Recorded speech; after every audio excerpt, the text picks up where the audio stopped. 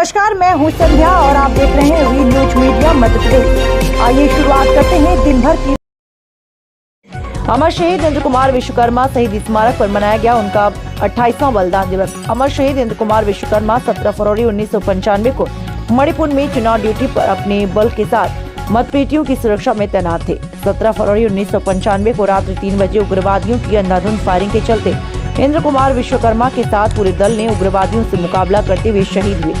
उनके बलिदान दिवस पर 17 फरवरी 2024 को उनका बलिदान दिवस मनाते हुए 148 बटालियन से असिस्टेंट कमांडेंट श्री सुरेंद्र कुमार हवलदार, जीडी रोहित कुमार शर्मा हवलदार, जीडी राजेश कुमार शर्मा, सीटी सद्दाम हुसैन, ग्राम पंचायत सेलवारा सरपंच महोदय श्रीमती जानकी बाई, उप सरपंच आशीष कुमार विश्वकर्मा, भूतपूर्व सैनिक श्री राम किशोर रघुवंशी, श्री चंद्रभान और मालिया भारतीय किसान संगठन अध्यक्ष शिहोरा श्री सुरेश कुमार पटेल जी, आदरणीय राजेश चौबे जी, इंद्र कुमार की पत्नी श्रीमती शीलाबाई विश्वकर्मा, उनके पुत्र विजय कुमार विश्वकर्मा, पुत्र विनय कुमार विश्वकर्मा, ग्राम की सामान्य श्री काशी प्रसाद विश्वकर्मा, श्री जगबंधन सिंह, श्री पंकज चौबे जी, क्षेत्र के गणमान्य नागरिक उपस्थित होकर कार्यक्रम की शुरुआत शहीद इंद्र कुमार विश्वकर्मा के स्मारक पर फूल माला पहना कर की।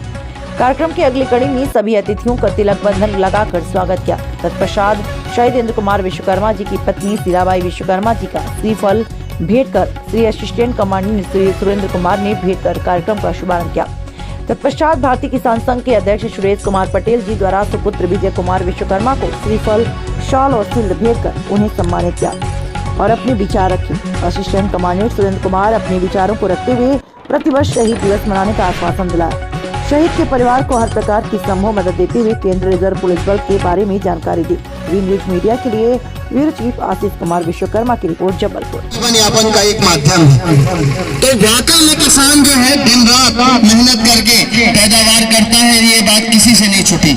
लेकिन जब सेवा क्षेत्रों की बात करी जाती है, चाहे बात करी जाए आज के नेताओं की, कोई भी व्यक्ति मुझे लगता है जनसेवा के लिए राजनीति में आज नहीं है।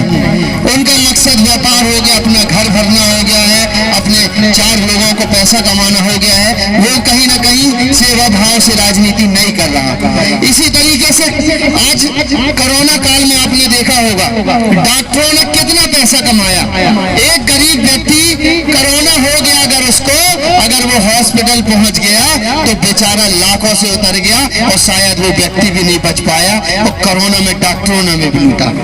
मैं 100% पूरे लोगों को गलत नहीं बोल रहा, लेकिन मैं जो बात कर रहा हूँ वो सेवा भाव की बात कर रहा हूँ। अंत में उसका अर्थ आपको समझ में आएगा। पुलिस में भी जो जवान है, आज कितनी लूट खसोट मची हुई है, जितनी जो सरकारी जो एजेंसियां हैं उनका कैसे नेता लोग दुरुपयोग कर रहे हैं। शिक्षा के लिए जिन लोगों को आज हमने शिक्षक बनाया है, क्या वो सही शिक्षा दे रहे? अगर वो सही शिक्षा दे रहे होते तो हमें अपने बच्चों को प्राइवेट स्कूलों में नहीं पढ़ाना पड़ता। वकीलों की बात करी जाए, अगर वकीलों की बात करी जाए तो वकालत करने वाले भी 100% वकील सही नहीं है, नहीं तो आज भी देश में कानून का राज होता। ऐसे कोई भी अपराधी छूट नहीं जाता। लंबी अगर आपने उनको रकम दे दी तो शायद मर्डर केस में भी कोई होगा तो व्यक्ति लौट आएगा। इन सब बातों से आपने एक चीज देखी कि कहीं न कहीं कोई भी व्यक्ति जो सेवा का कार्य कर रहा है वो निस्वार्थ भाव से और ईमानदारी से अपना सेवा भाव नहीं कर रहा।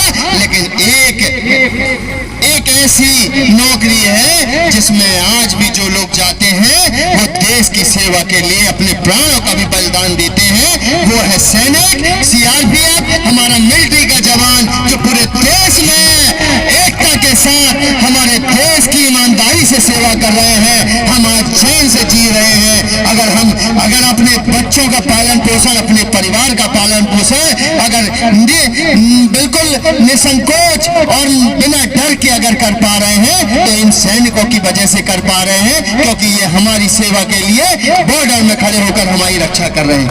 मैं इनको सैल्यूट करता हूं और मैं ये चाहता हूं कि इस देश के नेता, सरकारी संस्थानों में बैठे अधिकारी इनसे सीख लेनी चाहिए कि अगर सेवा भाव की कोई भावना किसी से सीखनी हो तो हमारे मिलिट्री के जवानों से सीखें, सीआरपीएफ के जवानों से सीखें, राइफल्स में जो जवान है उनसे सीखे कि वो इस देश के लिए अपने प्राणों का बलिदान कर देते हैं। हम अपने स्वार्थों के लिए अपने संस्कारों का त्याग कर रहे हैं, अपनी संस्कृति का त्याग कर रहे हैं। मैं चाहूंगा कि पूरे देश के लोगों को हमारे मिलिट्री के जवानों से, इन जवानों से सीख लेनी चाहिए कि वो अपने प्राणों का बलिदान दे देते हैं, उनको अपने परिवार की, अपने बच्चों की फिक्र नहीं होती, और हम चंद पैसों के लिए सब कुछ बेच देते हैं। जय हिंद, जय भारत, धन्यवाद। ऐसे ही कार्यक्रम में आप लोग सीआरपीएफ के इतिहास को आप कभी नेट पर भी जाकर देखेंगे तो 1959 में हॉट स्प्रिंग में हमारे जवानों ने चीन के साथ लड़ते हुए अपनी शहादत दी थी, और उस शहादत पर पूरे सीआरपीएफ के ही नहीं बल्कि पूरा देश का पुलिस दिवस के रूप में मनाता है। इसी तरह से 1965 में भी सरदार पोस्ट एक थी राजस्थान में, जहां पर पाकिस्तान की एक ब्रिगेड सीआरपीएफ की एक टुकड़ी पर हमला करती है। एक ब्रिगेड का मतलब 6 टुकड़ी, 6 बटालियन, 6000 लोग, और हमारी 135 की टुकड़ी ने उनको वापस करने के लिए मजबूर किया और काफ़ी उनका नुकसान किया। तो इस तरह का इतिहास हमारे सीआरपीएफ का रहा हुआ है। वर्तमान समय में भी आपने देखा होगा, पार्लियामेंट अटैक होता है तो सीआरपीएफ ही उस लोकतंत्र के मंदिर और उसमें जो आपके प्रतिनिधि हैं उनकी जान बचाता है। उसी तरह से आपने देखा